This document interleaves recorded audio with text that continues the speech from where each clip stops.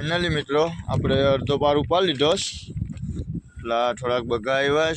થોડીક દહીં આવી દહીં બાઈ અડધો પાર પાણીમાં છે અડધો પાર ઉપાડવાનું બાકી છે આપણા રોહિતભાઈ ચા મૂકેશ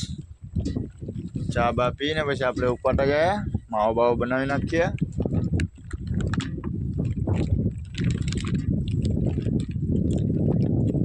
મિત્રો આપણે જાર ઉપાડીને ચાલુ થઈ ગયા આટલા બગા આવ્યા બગા ને દહીં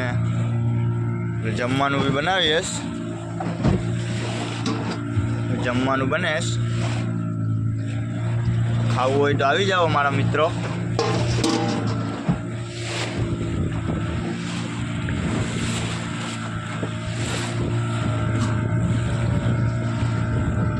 આપણે ડાયરેક્ટ જવાનું છે ઘેરે